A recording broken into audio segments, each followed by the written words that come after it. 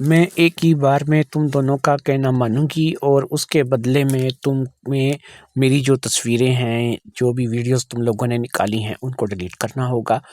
وہ دونوں اس بات کے لیے مان گئے اور انہوں نے کہا کہ ٹھیک ہے، تم ہمیں ذہنی سکون مہیا کرو، ہم جو ہے وہ تمہاری جو تصویریں ہیں ان کو ڈیلیٹ کر دیں گے۔ ہمارا آپس میں اس بات کو لے کر کے سمجھوتا ہو گیا اور پھر انہوں نے مجھے جو ہے وہ ایک دفعہ پھر جو ہے اپنے گھر بلایا۔ میں کامران کے گھر گئی، جہاں پہ میں پہلے بھی کئی بار جا چکی تھی۔ اب وہاں پر ان دونوں نے، شاہد نے اور کامران نے، مجھ سے اپنا ذہنی سکون حاصل کیا اور پھر مجھے وہاں سے رخصت کر دیا۔ پھر میں اس بات کو لے کر کے آ گئی کہ اب انہوں نے میری تصویریں ڈیلیٹ کر دینی ہیں اور میری تصویروں کو وہ ڈیلیٹ کر دیں گے۔ 2 سے 3 دن گزر گئے اور مجھے شاہد نے راستے میں روکا، تو میں نے اس سے کہا کہ اب کیا چاہتے ہو؟ تم لوگوں نے جو ڈیمانڈ رکھی تھی وہ میں نے پوری کر دی ہے، اور اب میری جو ہے وہ تصویریں تم لوگوں نے ڈیلیٹ کر دی ہوں گی، تو مجھے جو ہے وہ اب تم کیوں روک رہے ہو؟ تو اس بات پر وہ ہنسا اور اس نے کہا کہ نہیں، ابھی تمہاری تصویریں ڈیلیٹ نہیں کی گئی ہیں، ایک ہی بار میں تھوڑا ہی ایسا ہو جاتا ہے، کم سے کم تمہیں ہمیں 2 سے 3 دن جو ہے وہ مکمل سکون مہیا کرنا ہوگا، اور اس کے بعد جو ہے وہ ہم تمہاری تصویروں کو ڈیلیٹ کر دیں گے۔ اس بات کو لے کر کے میں نے اس سے تھوڑی بحث کی، لیکن وہ بحث پہ مان نہیں رہا تھا۔ میری تصویریں ڈیلیٹ کروانی لازمی تھیں۔ اگر وہ واقعی میری تصویروں کو کسی جگہ پھیلا دیتے، کالج میں کسی کو بتا دیتے، تو میں بہت زیادہ جو ہے وہ شرمندہ ہو جاتی اور کسی کو منہ دکھانے کے قابل نہ رہتی۔ لہٰذا اس بات کو لے کر کے میں نے یہ فیصلہ کیا کہ مجھے ان کی بات کو مان لینا چاہیے۔ لہٰذا میں کامران اور شاہد کی اس بات کو مان لیا، اور پھر ایک دفعہ پھر ہمارے ساتھ وہی صورتحال ہوئی۔ کامران کے والدین کہیں گئے ہوئے تھے اور وہ واپس آ گئے، اور گھر میں جو ہے وہ اب ایسا موقع کوئی نہیں ملتا تھا، اور کامران اور شاہد جو ہے ان کے ذریعے میرے پاس ان کے میسیجز آتے رہتے تھے کہ بھئی اب تو گھر میں جو ہے نا میری فیملی آ چکی ہے، اور فیملی کے سامنے تو اب ہم لوگ جو ہے وہ آپس میں ایسی کوئی بات نہیں کر سکتے، لہٰذا ضروری ہے کہ ہمیں کہیں اور کوئی راستہ بنانا پڑے گا، کوئی اور راستہ ملنا پڑے گا۔ آخر کار ان میں سے ایک نے، جو کہ کامران ہی تھا، کہنے لگا کہ سنا ہے کالج کی بیک سائڈ پر دیوار کی طرف کوئی نہیں آتا اور وہاں پر زیادہ تر ویرانی چھائی رہتی ہے، تو کیوں نہ اس جگہ کو اپنے لیے جو ہے وہ منتخب کیا جائے اور وہاں پر جا کر کے یہ سب کچھ کیا جائے۔ اب جب کہ اس نے یہ بات کہی تو میں نے بھی، کیونکہ کئی مرتبہ کالج کے پچھلی سائڈ پہ دیوار کو دیکھ رکھا تھا اور مجھے بھی پتا تھا کہ وہاں پر لوگ نہیں آتے ہیں، تو اس لیے میں نے بھی اس کام کے لیے حامی بھر لی۔ تو پھر اس دن جو ہے ہم لوگوں نے یہ طے کیا تھا کہ دوپہر کے وقت میں جب لوگ اپنی اپنی کلاسوں میں اپنے اپنے معاملات میں مگن ہوں گے، تو ہم لوگ جو ہے وہ یہاں پر آ جائیں گے۔ یہ ساری چیٹنگ ہمارے پاس واٹس ایپ کے ذریعے سے ہوئی تھی، اور پھر میں ان کے کہنے پر وہاں پر آ گئی، اور پھر ہمیں بالکل بھی نہیں پتا تھا کہ کالج کی وہ دیوار جو کہ بالکل ویران رہتی ہے اور یہاں پہ کوئی آتا جاتا نہیں ہے، یہاں پر CCTV کیمرہ جو ہے وہ لگا ہوا ہے، اور جس کا تعلق جو ہے وہ پرنسپل آفس کے ساتھ ہے۔ لہٰذا ہماری ہیڈ مسٹرس نے ہمیں دیکھ لیا، اور پھر وہ ہماری طرف جو ہے وہ گئی، اور پھر وہ لڑکے تو دونوں بھاگ گئے،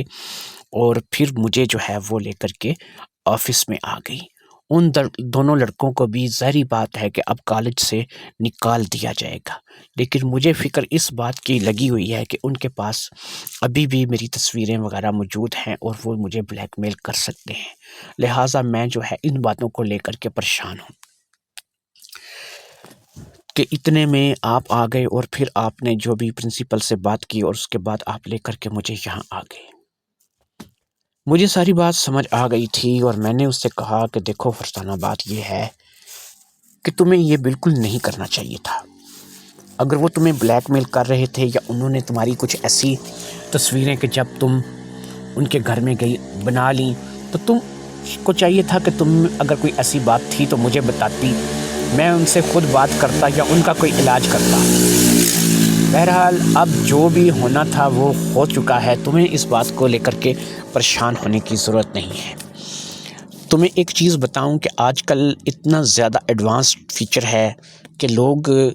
اصلی اور نقلی تصویروں میں پہچان جو ہے وہ نہیں کر سکتے۔ اگر وہ تصویریں تمہاری انٹرنیٹ پہ ڈال بھی دیتے ہیں تو اس سے کیا ہوگا؟ ہم لوگ اس کو نقلی بولیں گے اور وہ لوگ اصلی بولیں گے، تو ظاہری بات ہے کہ اس کا کوئی پروف نہیں ہو سکے گا۔ بہرحال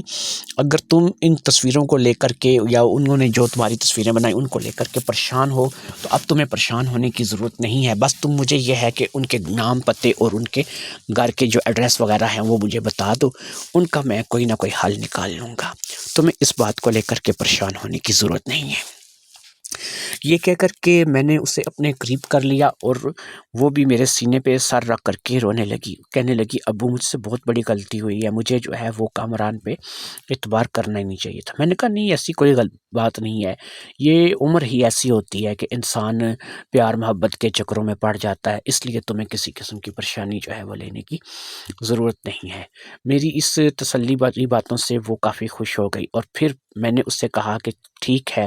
اب یہ ہے کہ کیونکہ مجھے تمہارے جو ہے وہ کالج والوں نے، تمہاری پرنسپل نے بلایا ہے اور ابھی چھٹی ہونے میں تمہیں 3 گھنٹے باقی ہیں، میں تمہیں اسی ٹائم پر اس وقت واپس گھر لے کر کے جاؤں گا کہ جس وقت تمہیں چھٹی ہوتی ہے۔ تم سمیرا کو کانو کان خبر نہیں ہونے دو گی کہ تمہارے اسکول میں کچھ ایسی بات ہوئی ہے، تاکہ کیونکہ تمہاری ماں تو بیمار ہے، اب گھر میں صرف ایک سمیرا ہی سمیرا ہے کہ جو اس بات کا اعتراض کچھ اٹھا سکتی ہے۔ ہو سکتا ہے تم دونوں بہنوں کے درمیان کچھ تلخ کلامی یا کوئی بات یا کوئی ایسی چیز ہو جائے، لہٰذا میں نہیں چاہتا کہ اس بات کا سمیرا کو بھی پتہ چلے، لہٰذا بہتر یہی ہے کہ تم جو ہے وہ جتنا بھی وقت ہو سکتا ہے چھٹی تک میرے ساتھ یہیں گزارو اور پھر جیسے ہی چھٹی ہوگی میں تمہیں لے کر کے گھر چلا جاؤں گا۔ باقی ایک بات تمہیں میری اپنے ذہن میں رکھنی ہوگی، دیکھو میں تمہاری باتوں کو اپنے پاس رکھوں گا، تم میری باتوں کو اپنے پاس رکھو گی۔ میں اس مکان میں آیا، اس مکان کے بارے میں کسی کو پتہ نہیں چلنا چاہیے، یہ مکان کس کا ہے تمہیں بھی اس کے بارے میں پوچھنے کی ضرورت نہیں ہے، بس میں تمہیں یہاں پر لے کر کے آیا ہوں، تم یہاں میرے پاس وقت گزارو اور پھر ہم دونوں باپ بیٹی گھر چلے جائیں گے۔ یہ مکان کس کا ہے، اس کا مالک کون ہے، کیا ہے، اس سے تمہیں کچھ لینا دینا نہیں ہے۔ دوسری چیز یہ ہے کہ اب دیکھو تمہاری اتنی بڑی بات کہ تمہاری تو کچھ تصویریں کامران کے اور شاہد کے پاس تھیں اور تم نے ان تصویروں کے بدلے کیا کچھ نہیں کیا،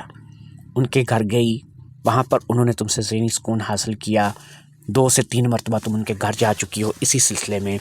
پھر انہوں نے تمہیں کالج کے پیچھے دیوار کے پاس بلایا اور وہاں پر بھی جو ہے وہ تم لوگ جو ہے ذہنی سکون حاصل کرتے ہوئے پکڑے گئے، اور پھر اسی طریقے سے جو ہے وہ تمہیں پرنسپل نے پکڑ لیا اور پھر تمہیں میں وہاں سے یہاں لے آیا۔ تو اب یہ ہے کہ دیکھو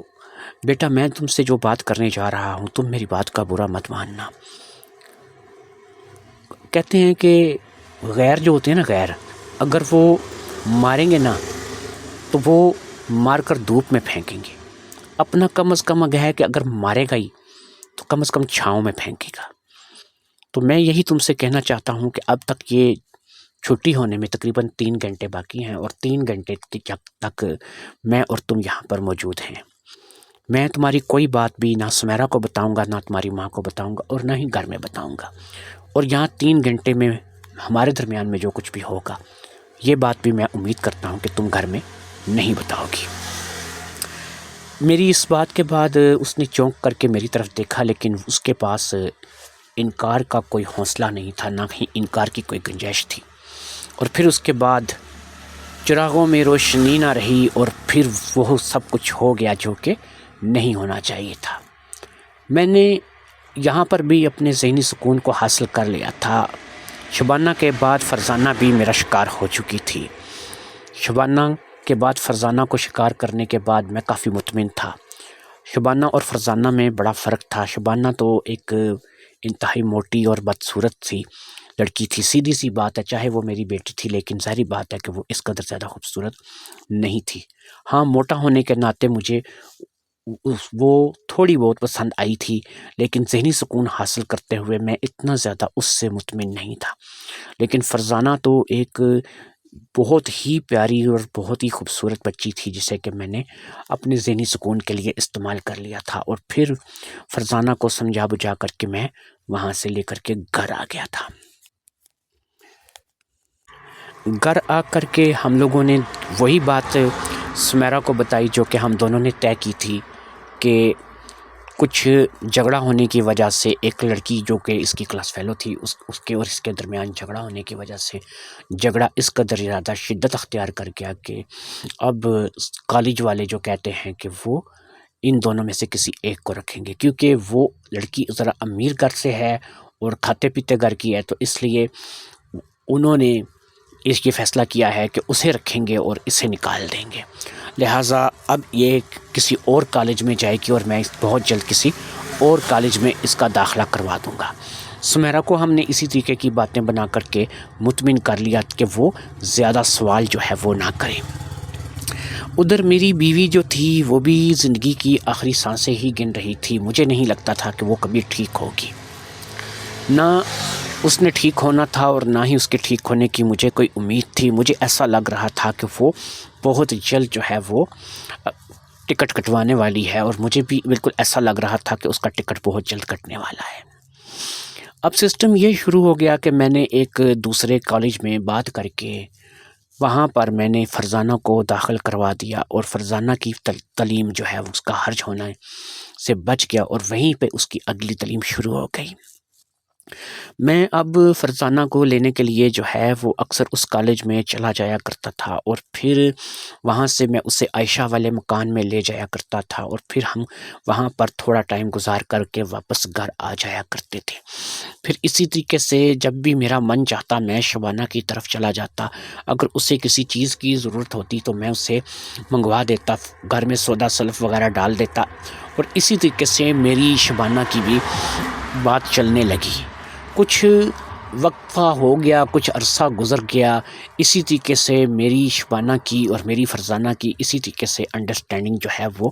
چلنے لگی۔ اس دوران میں نے ایک کام کر دیا، اور وہ میں نے کام یہ کیا کہ میں نے فرزانہ اور شبانہ کو آپس میں ملوا دیا اور ان کو اصلی باتیں بھی بتا دیں۔ فرزانہ کے بارے میں بھی سب کچھ شبانہ کے علم میں آ چکا تھا، اور شبانہ کے بارے میں بھی میں نے سب کچھ فرزانہ کو بتا دیا۔ دونوں بہنیں اب ایک ہی جگہ پر رہنے کے لیے جو ہے وہ راضی ہو چکی تھیں، اس لیے جب بھی مجھے موقع ملتا تھا میں فرزانہ کو اب عائشہ والے مکان کی جگہ اکثر شبانہ کے گھر ہی لے جاتا تھا، اور پھر وہیں پر دونوں جو ہیں وہ میرے پاس رہتی تھیں، اور ہم لوگ وہاں پہ خوب موج مستی کرتے تھے، کھاتے پیتے تھے، اور ایک دوسرے سے مکمل طور پر ذہنی سکون حاصل کرتے تھے۔ اسی طریقے سے ہمارا یہ سلسلہ جو ہے وہ چلتا چلا جا رہا تھا کہ پھر ایک خبر ایسی آ گئی کہ جس نے ہم لوگوں کو تھوڑے وقفے کے لیے پریشان کر کے رکھ دیا، کیونکہ شبانہ تو اب گھر نہیں آ سکتی تھی، کیونکہ بہرحال وہ جس طریقے سے گھر سے نکلی تھی تو اس لیے اب اس کا گھر آنا نہیں تھا، لیکن فرزانہ تو ظاہری بات ہے کہ روزانہ گھر آتی تھی۔ تو اب یہ جو خبر نہیں ہمارے سر پر بم بن کے گری وہ یہ تھی کہ جو ماں تھی ان کی، جی ہاں جی، میں نے کہا تھا کہ اس کا ٹکٹ بڑی جلدی کٹنے والا ہے، اور وہی بات میری جو ہے وہ بالکل سچ ثابت ہوئی، اور وہ جانبر نہ ہو سکی اور دنیا سے کوچ کر گئی۔ اب اس کے چلے جانے کے بعد گھر میں جو ہے وہ صرف اور صرف سمیرا اور فرزانہ رہ گئی تھیں۔ اب میرے من میں ایک ہی بات چل رہی تھی کہ میں بہت جلد ان تینوں بہنوں کو اکٹھا کر دوں گا، لیکن اس سے پہلے سمیرا کو بھی اپنے ڈھب پر لانا لازمی تھا۔ اب کیونکہ شبانہ کی طرف جو ہے وہ تو کبھی کبھی جانا ہوتا تھا، جبکہ میں اور فرزانہ تو اکثر ہی گھر میں رہتے تھے، میں نے اب دونوں ہی بچیوں کو اپنے ساتھ ایک ہی کمرے میں سونے کے لیے کہہ دیا، اور میں نے کہا کہ اس سے یہ ہوگا کہ چلو ہم آپس میں باتیں بھی کیا کریں گے، ایک دوسرے سے بات کرنے سے ہمارا دل بہل جایا کرے گا، لہٰذا ایک ہی کمرے میں ہم نے اپنی چارپائیاں سیٹ کر لیں، اور پھر ایک ہی کمرے میں ہم لوگ جو ہے وہ سونے لگے۔ اب کیونکہ مجھے اور سمیرا کو تو ذہنی سکون حاصل کرنے کی بیماری لگ چکی تھی، لہٰذا ہم لوگ جو ہے وہ رات کو کسی بھی وقت جو ہے وہ اپنے کاموں میں مشغول ہو جاتے اور ایک دوسرے سے ذہنی سکون کو حاصل کرنے لگتے۔ وہ کہتے ہیں نا کہ عشق اور مشق جو ہے یہ چھپائے نہیں چھپتے، لہٰذا یہ سلسلہ زیادہ عرصہ جو ہے وہ نہ چل سکا، اور پھر یہ ہوا کہ یہ بات جو ہے وہ سمیرا کو شک ہونے لگا۔ یہ نہیں کہتا کہ اس نے ہمیں کچھ ذہنی سکون حاصل کرتے ہوئے دیکھ لیا یا پھر اس نے ہماری کوئی باتیں سن لی، مجھے ایسا لگا کہ اس کو ہم پہ شک ہونے لگا ہے۔ وہ روزانہ سونے کا ناٹک کرتی ہے، اصل میں وہ سوتی نہیں ہے۔ وہ شاید اب ہمارا جو وقت تھا یا ہمارا جو ٹائم تھا اس کو پکڑنے کی کوشش کر رہی تھی کہ وہ کون سا ٹائم یا کون سا وقت ہوتا ہے کہ جب ہم دونوں ایک دوسرے سے ذہنی سکون حاصل کرتے ہیں اور ایک دوسرے کو ذہنی سکون کے لیے بیدار کرتے ہیں۔ یہاں پر مجھے ایسا لگ رہا تھا کہ وہ سونے کا ناٹک کر رہی ہے۔ میری بات غلط بھی ہو سکتی تھی اور صحیح بھی ہو سکتی تھی، کیونکہ ابھی بہرحال مجھے اس بات کا اندازہ بالکل نہیں تھا۔ شبانہ میرے ڈب پر تھی، فرزانہ میرے ڈب پر تھی، لیکن سمیرا جو ہے ابھی تک میرے ڈب پر نہیں تھی، اور میں ابھی ہمت بھی نہیں کر پا رہا تھا، کیونکہ جمعہ 8 دن تو اس کی ماں کی ڈیتھ کو ہوئے تھے اور اس کی ماں مری تھی، اور میں اسے ابھی سے اس طرف لگا لوں، اور پھر وہ ابھی تھی بھی 17 سال کی، تو لہٰذا میں سوچ رہا تھا کہ آہستہ آہستہ اس کو اس کام کی طرف آمادہ کریں گے، لیکن کیسے کریں گے اب یہ بات مجھے بالکل سمجھ میں نہیں آ رہی تھی۔ ایک شک تھا جو کہ مجھے اس پہ پڑ چکا تھا کہ وہ رات میں سونے کا ناٹک ضرور کرتی ہے لیکن وہ سوتی نہیں ہے، اور وہ شاید کانی آنکھ سے ہمیں دیکھتی ہے، یا پھر وہ ہمیں ذہنی سکون حاصل کرتے ہوئے جو ہے وہ دیکھ چکی ہے، یا پھر ہماری اس نے کوئی ایسی بات سنی ہے کہ جس سے اس کو کچھ شک ہوا ہے۔ لیکن یہ تمام باتیں جو ہیں میرے اندازے اور میرے مفروضے تھے، اور ان کا ابھی تک کوئی بھی وجود جو ہے وہ باقی نہیں تھا۔ میں اور فرزانہ اب جو ہے وہ تھوڑا احتیاط کرنے لگے تھے، کیونکہ میں نے اس سے اس بات کے بارے میں بتایا تھا کہ مجھے ایسا شک ہے کہ کہیں سمیرا جو ہے وہ ہمارے بارے میں کچھ جان گئی ہے یا جاننا چاہتی ہے، اسے کچھ نہ کچھ شک ہے، اس کے من میں کچھ ہے گڑبڑ جو کہ مجھے بھی محسوس ہو رہی ہے۔ اس بات کو لے کر کے فرزانہ نے کہا کہ ٹھیک ہے، ہم انتہائی احتیاط سے کام لیں گے اور کوشش کریں گے کہ سمیرا تک فی الحال یہ بات نہ پہنچے، کیونکہ وہ ماں سے بے حد اٹیچ تھی اور ماں سے بے حد محبت کرتی تھی، اور ابھی تو ماں کو مرے جمعہ 8 دن ہوئے ہیں، تو اس لیے وہ تو ہمارے بات میں نہیں آئے گی اور ہمارے کہے میں نہیں آئے گی۔ یہ نہ ہو کہ وہ ہمارا کام بھی خراب کر دے، اور اگر اس نے ہمارا کام خراب کر دیا تو یہ ہمارے لیے جو ہے مسئلے مسائل بن جائیں گے۔ لہٰذا میں نے فرزانہ کی بات سے اتفاق کرتے ہوئے کچھ روز فرزانہ سے کنارہ کشی اختیار کرنے کا فیصلہ کیا، اور یہی فیصلہ جو ہے وہ فرزانہ نے بھی کر لیا تھا۔ اب یہ تھا کہ فرزانہ کو میں نے اس حد تک جو ہے وہ اگنور کر دیا کہ وہ اسکول کالج بھی خود جاتی تھی اور خود واپس آتی تھی، اب میں تو اسے لینے بھی نہیں جا رہا تھا۔ میں صرف اپنی ڈیوٹی کے لیے نکلتا تھا، اور ڈیوٹی کے بعد میں زیادہ سے زیادہ یہ ہوتا تھا کہ شبانہ کی طرف چلا جاتا تھا، اور شبانہ کے گھر سے ہو کر کے میں واپس اپنے گھر آ جاتا تھا۔ اگر مجھے ذہنی سکون کی ضرورت ہوتی تھی تو اس کے لیے شبانہ تھی جہاں سے میں اپنا ذہنی سکون حاصل کر لیتا تھا۔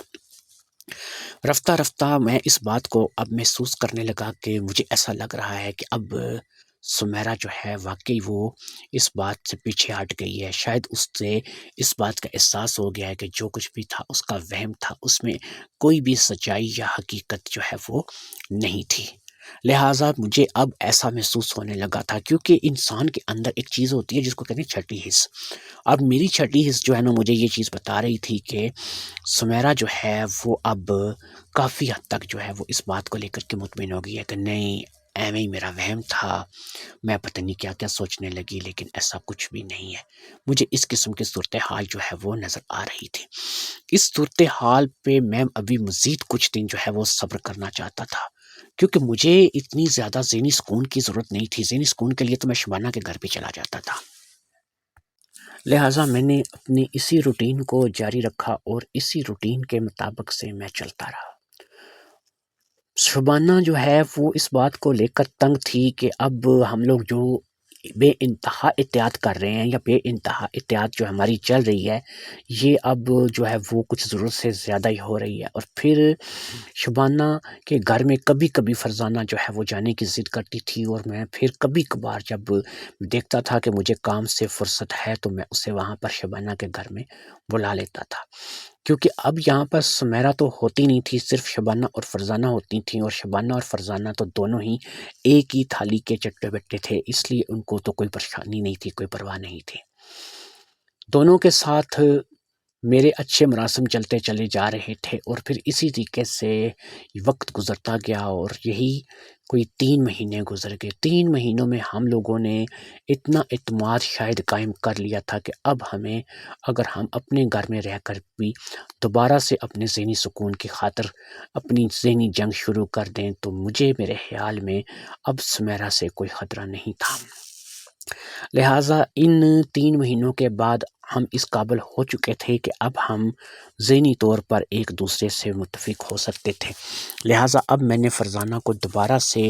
ان کاموں کے لیے بول دیا تھا، اور فرزانہ بھی اب سمجھ چکی تھی کہ اسے کیا کرنا ہے اور کیا نہیں کرنا ہے۔ لہٰذا پھر سے ہمارا ایک کھیل جو ہے وہ ایک دفعہ پھر شروع ہو گیا، اور اس بار ہم لوگ بہت ہی احتیاط سے اس کھیل کو کھیل رہے تھے۔ ہم ایسے کھیل کھیل رہے تھے کہ کسی کو اس کھیل کا اندازہ بالکل ہونے ہی نہ پائے، اور کسی کو کسی قسم کا کوئی شک نہ ہونے پائے۔ اس کے لیے ہم لوگوں نے بہت ہی احتیاط سے کام لیا، اور ہمارے اسی طریقے سے 2 مہینے اور گزر گئے۔ یہاں پر میں آپ کو ایک چیز بتا دوں کہ میں شبانہ کی طرف بھی مسلسل جاتا رہتا تھا، اور پھر شبانہ اور فرزانہ اب دونوں ہی میرے کہے میں تھیں۔ اب میں نے بیٹھ کر کے دونوں سے ایک مشورہ کیا کہ دیکھو یار، کب تک جو ہے وہ اس طریقے سے بات چیت چلتی رہے گی؟ سمیرہ جو ہے وہ تم لوگوں سے چھوٹی ہے اور ہے بھی بہت پیاری، اور یہ ہے کہ اسے ہم تینوں کے علاوہ آسرا کس کا ہے، وہ کہاں جا سکتی ہے یا کس کے پاس جا سکتی ہے؟ تو لہٰذا اگر تم لوگ مجھے اجازت دو تو میں وہاں پر بھی اپنے ہاتھ پاؤں کھولنے شروع کروں۔ تو ان لوگوں نے کہا کہ ٹھیک ہے، لیکن یہ کوشش کریں کہ ہمارے سامنے اپنے ہاتھ پاؤں مت کھولیں، بلکہ جب بھی آپ کو موقع ملے کچھ علیحدگی میں، کچھ اکیلے میں اپنے ہاتھ پاؤں کھولنے شروع کریں۔ میں نے کہا ٹھیک ہے، میں کوشش کروں گا کہ ایسا ہی ہو۔ اس دن کے بعد جب ہم لوگوں نے یہ میٹنگ کر لی تو پھر اب میں موقع ڈھونڈنے لگا۔ موقع کچھ اس قسم کے کہ جب بھی سمیرہ مجھے اکیلی ملے، جب بھی سمیرہ میرے پاس اکیلی آئے، جب بھی سمیرہ میرے پاس اکیلی ہو، جب بھی وہ مجھ سے اکیلے بات کرے، جب بھی وہ میرے ساتھ اسکول کے لیے جائے، جب بھی وہ میرے ساتھ اسکول سے واپس آئے، کوئی ایسا ٹائم۔ اور اس کام کے لیے ظاہری بات ہے کہ فرزانہ نے مجھے پورے موقع دینے تھے، کیونکہ وہ تو میرے ساتھ پہلے سے ہی ملی ہوئی تھی، تو لہٰذا اب فرزانہ کے موقع کی وجہ سے سمیرہ کو اکثر میرے ساتھ بہت زیادہ ٹائم جو ہے وہ اکیلے گزارنے کو ملنے لگا، کیونکہ فرزانہ کبھی کسی محلے میں کسی کے گھر چلی جائے، کبھی کسی دوست کی طرف چلی جائے، کبھی وہ شبانہ کی طرف چلی جائے، لیکن بتا کر یہی جائے کہ وہ اپنی کسی سہیلی سے ملنے جا رہی ہے۔ تو اب سمیرہ جو ہے وہ زیادہ تر گھر میں اکیلی رہنے لگی، اور اس کو اکیلے رہتے ہوئے جب ساری بات ہے کہ میں جوائن کرتا تو اب میں نے تھوڑے سے ہاتھ پاؤں چلانے شروع کر دیے۔ شروع میں تو اس نے ان باتوں کا کچھ نوٹس نہیں لیا، لیکن پھر آہستہ آہستہ میں نے اس کے چہرے پر اپنے لیے ناگواری دیکھی، اور مجھے ایسا محسوس ہوا کہ وہ اب ان باتوں کو سمجھنے لگ گئی ہے، اور وہ میرے ہاتھ پاؤں چلانے سے جو ہے وہ خوش نہیں ہے۔ لیکن میں اپنی اب باتوں سے باز آنے والا یا پیچھے ہٹنے والا نہیں۔ میری باتیں جو ہیں وہ اب دن بدن جو ہے وہ بڑھتی چلی جا رہی تھیں، میرے ہاتھ کچھ اب زیادہ ہی چلنے لگے تھے، اور پھر جب اس نے بھی دیکھا کہ میں اپنی حرکتوں سے باز نہیں آ رہا ہوں اور میرے ہاتھ کچھ ضرورت سے زیادہ ہی چلنے لگے ہیں، تو اس نے بھی ریئیکٹ کرنا چھوڑ دیا۔ شاید اس نے سب کچھ جو ہے وہ صورتحال پہ چھوڑ دیا تھا کہ اب جو بھی ہوگا دیکھا جائے گا۔ وہ کسی قسم کا اب ریئیکٹ جو ہے وہ زیادہ نہیں کرتی تھی۔ 2 ہی صورتیں تھیں کہ یا تو وہ اب مجھ سے شدید نفرت کرنے لگی تھی، یا پھر اسے جو ہے اب یہ سب کچھ اچھا لگنے لگا تھا۔ بہرحال میں نے اسے جو ہے وہ کوئی موقع جو ہے میں ضائع نہیں کرتا تھا، کوئی موقع میں ضائع نہیں جانے دیتا تھا۔ ایک روز جب میں نے فرزانہ سے بولا کہ وہ ایسا کرے کہ شبانہ کی طرف چلی جائے اور رات کو وہاں رک جائے، یہ بات کہہ کر کے فرزانہ جو ہے وہ گھر سے نکلی۔ سمیرہ کو اس نے بتایا کہ اس کی سہیلی کی طبیعت خراب ہے اور وہ ہاسپٹل داخل ہے، ہو سکتا ہے اسے اس کے پاس رات کو رکنا پڑے، لہٰذا تم لوگ جو ہے وہ گھر کا دھیان رکھنا، گھر کو سنبھال لینا۔ یہ رات کا ٹائم میں نے جان بوجھ کر کے مانگا تھا، کیونکہ میں اب سمیرہ سے بھی ذہنی سکون حاصل کرنا چاہتا تھا، سمیرہ کو بھی اپنے ڈب پر لانا چاہتا تھا، اور سمیرہ کو بھی میں اپنے ساتھ ویسے ہی چلانا چاہتا تھا جیسے میرے ساتھ شبانہ فرزانہ چل رہی تھی۔ لہٰذا اب میں نے جب فرزانہ وہاں سے رخصت ہو گئی تو مغرب کے بعد کا ٹائم تھا، رات ہونے والی تھی، اور ظاہری بات ہے کہ رات کو اب اس نے گھر سے باہر ہی رکنا تھا۔ میں اب پورے اپنے اس جوبن پر تھا اور میں نے سوچ لیا تھا کہ آج کی رات میں اپنا پورا ذہنی سکون جو ہے وہ سمیرہ سے حاصل کر لوں گا، اور سمیرہ جو ہے جو اب تک میں نے اپنے ہاتھ پاؤں چلائے تھے اس کا بھی اصل مقصد آج سمیرہ کو سمجھ میں آ جائے گا۔ سمیرہ مجھے تھوڑی فکر مند لگ رہی تھی، شاید اسے بھی اس چیز کا اندازہ تھا، کیونکہ جس طریقے سے میں ہاتھ پاؤں چلا رہا تھا پچھلے کچھ دنوں سے یا کچھ مہینوں سے، اسے اس چیز کا خدشہ تھا کہ کہیں اس کے ساتھ کچھ ہو نہ جائے۔ لہٰذا مجھے ایسا لگ رہا تھا کہ اس کے چہرے پر ایک ہلکا سا خوف، ایک ہلکا سا ڈر ضرور ہے کہ وہ میرے ساتھ گھر میں اکیلی ہے اور فرزانہ بھی گھر پہ نہیں ہے اور فرزانہ نے اگلے دن آنا ہے۔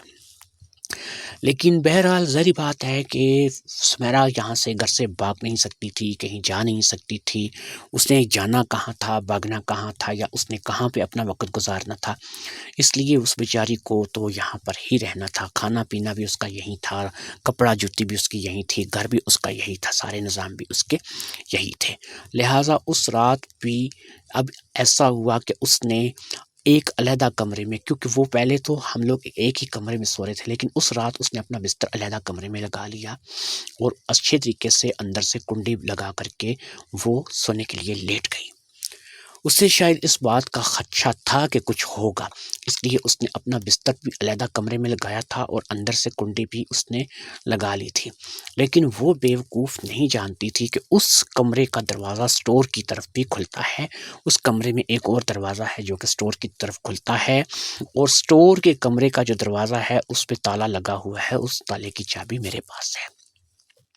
اسے اس بات کا شاید خیال نہیں تھا کہ سٹور والے دروازے کے راستے سے بھی میں آ سکتا ہوں۔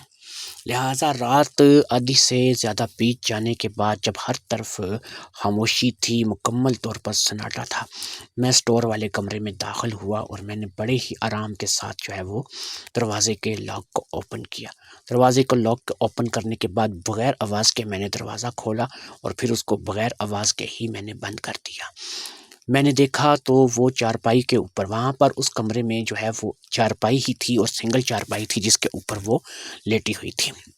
وہ چارپائی کے اوپر جو ہے وہ سو رہی تھی، اس کا منہ نیچے کی طرف تھا اور وہ اوندھی لیٹی ہوئی تھی اور اوندھی لیٹ کر کے سو رہی تھی۔